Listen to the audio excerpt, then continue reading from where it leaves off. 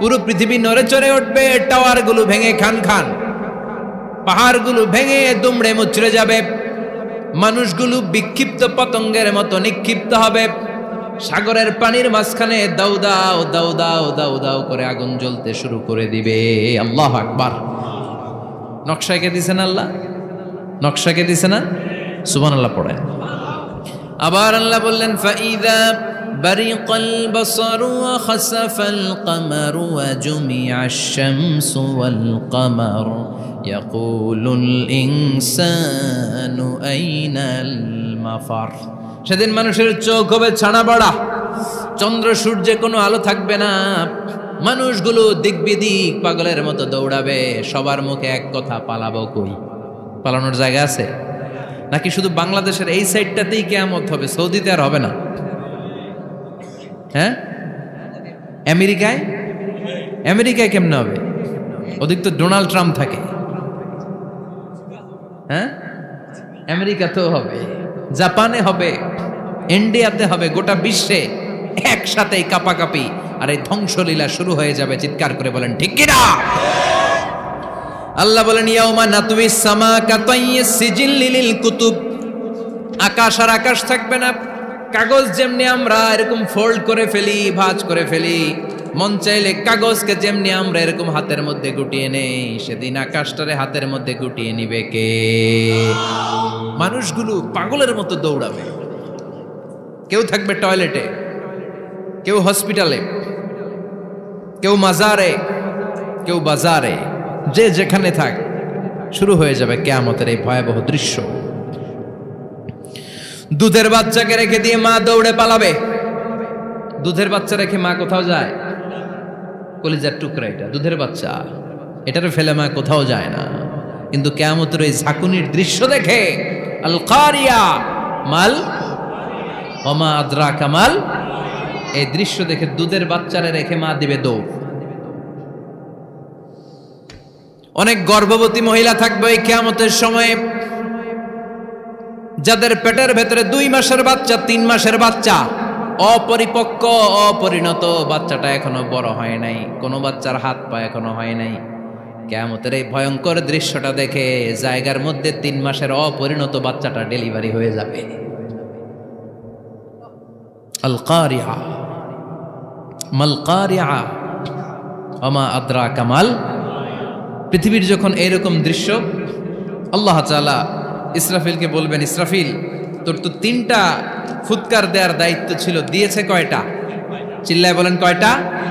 এবার আল্লাহ বলবেন এবার দ্বিতীয় ফুৎকার দে। কয় নাম্বার ফু দিবে? ওই ফু দেওয়ার সাথে সাথে ইসরাফিল প্রথম ফুৎকার দিয়ে জায়গা মতো এরকমই দাঁড়ায় থাকবে, আবার যখন গ্রিন সিগন্যাল পাবে মুহূর্তের মধ্যে আরেকটা ফু দিয়ে দিবে। ফু দেওয়ার সাথে সাথে পৃথিবীর সব মানুষগুলো মরে শেষ। কেউ থাকবে? থাকতে পারবো আমরা? থাকার জন্য আসছি।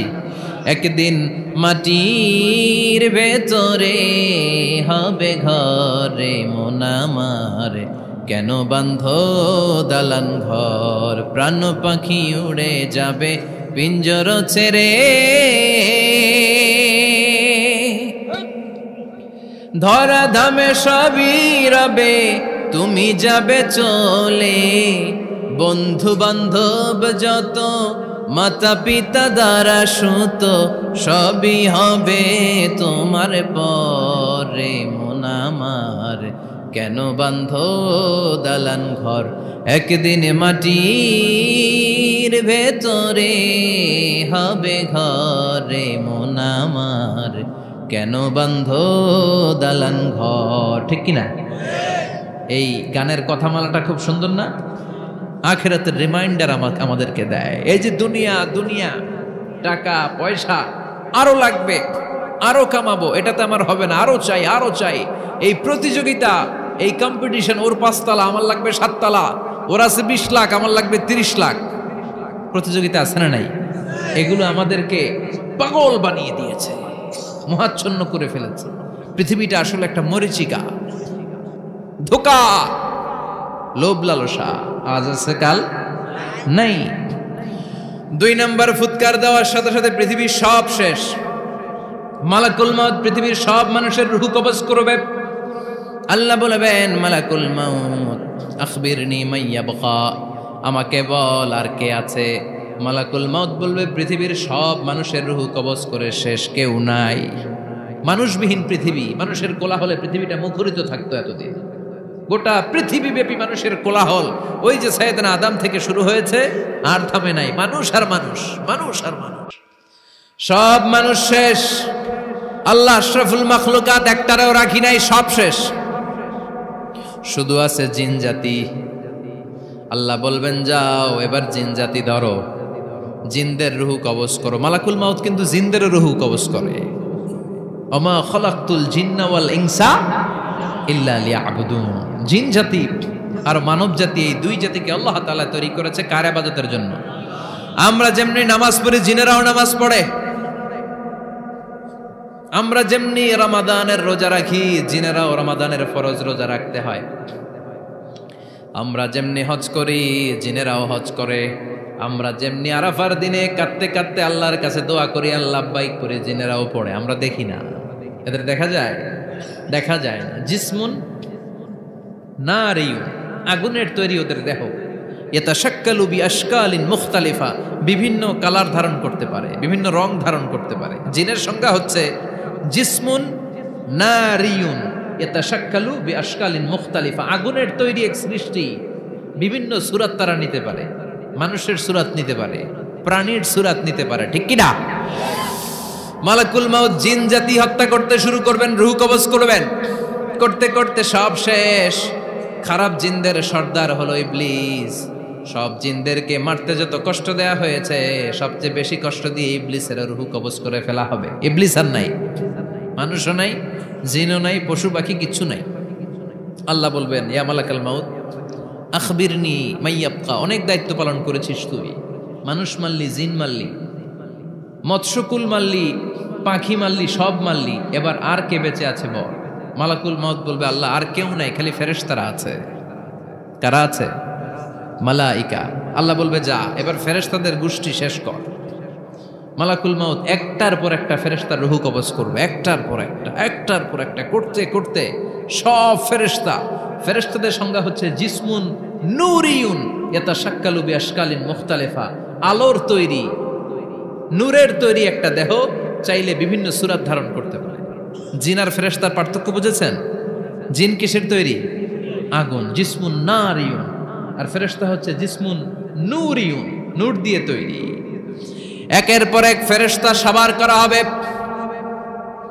এবার আল্লাহ বলবেন ইয়া মালাকাল মাউত আখবিরনি মাইয়াবকা, আর কে কে বেঁচে আছে বল। মালাকুল মাউত বলবে মাবুদ কেউ নাই, মানুষ নাই, জিন নাই, ফেরেশতাও নাই, শুধু আমার তিনজন কলিগ বাকি। কয়জন? জোরে বলেন কয়জন? জিব্রাইল বাকি, ইসরাফিল বাকি, মিকাইল আর আমি আজরাইল। আল্লাহ বলবে মিকাইলের রূহ কবজ করে নিয়ে আয়। যে মিকাইল আমার আদেশে পৃথিবীতে বৃষ্টি ঝরাতো, আমার আদেশে ক্ষেত খামারে ফসলের ব্যবস্থা করে দিত, আমার আদেশে মানুষের রিজিকের হিসাব রাখতো, এই মিকাইলের রূহ কবজ করে নিয়ে আয়। এক নাম্বার কলিগ শেষ। কলিগ বুঝেন তো? সহকর্মী। কলিগ মানে কি? সহকর্মী। এক নাম্বার কলিগ নাই।